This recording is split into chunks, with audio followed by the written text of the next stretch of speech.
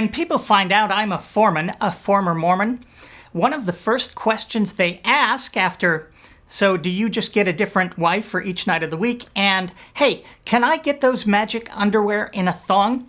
is, "Do you think Mormonism is a cult?" Of course, the answer to that question very much depends on your definition of a cult.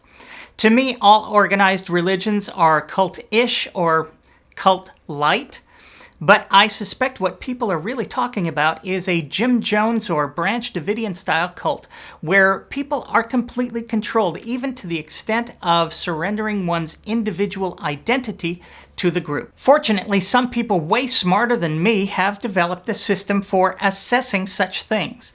The system of which I'm speaking tracks and catalogs how various organizations attempt to control people.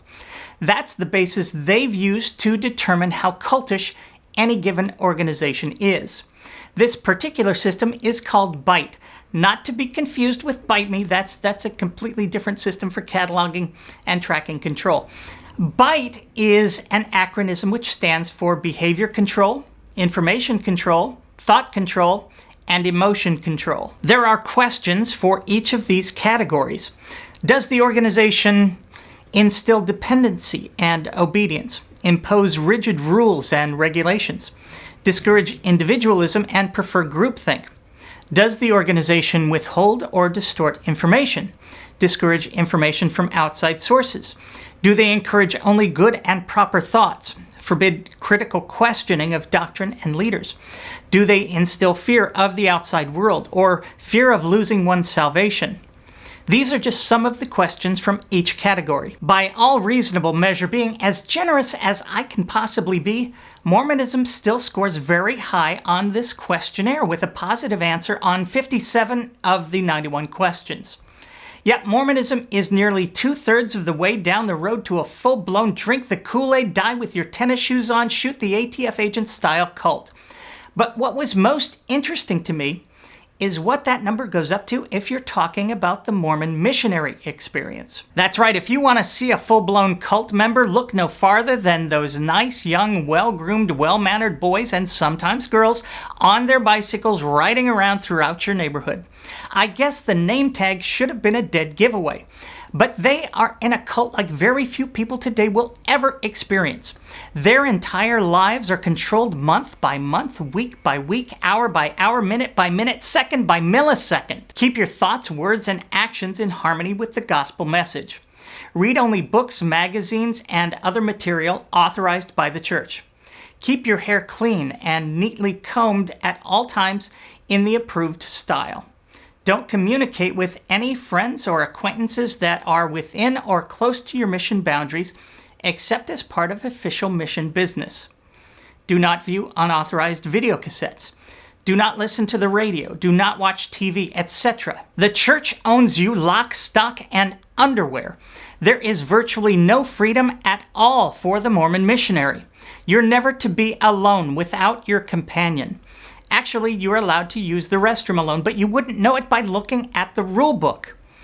Do not arise before your companion? What?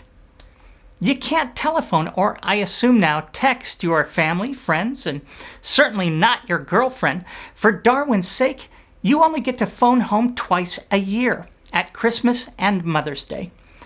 E.T. had more access. A while back, a non-member friend of mine went to the homecoming of his nephew, who'd just come back from his mission. He said it was like talking to a completely different person. He didn't know him anymore. This kid couldn't stop talking about God and the church. He told everyone it was the best experience of his life, however little life there was before.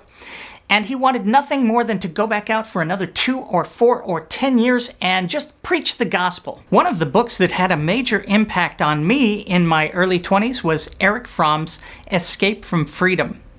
It was the first time I'd been exposed to the idea that freedom can be terrifying, something from which many people run. Indeed, for some people, handing over their freedom and surrendering their individuality to a group brings great happiness, purpose, and even grandness, a feeling of being part of something bigger than oneself. Fromm's study of the psychosocial underpinnings of post-World War I Germany, which led to the rise of Nazism, is relevant here. And I am no longer surprised when a Mormon missionary tells me that their experience in this cult was the greatest experience of their lives. My Mormon friends, and I know there are some of you who watch, if you are about to send your child out on a Mormon mission, please reconsider. If you want them to learn the joy of selfless service to others, let them join the Peace Corps or even the military. Hell, get them a tambourine, some yogi pants, shave their head, and let them dance in and around Central Park. But don't turn that 63% up to 100. Your child's individuality is nothing to mess around with. And learning to follow the rules is no substitute for learning to think for oneself.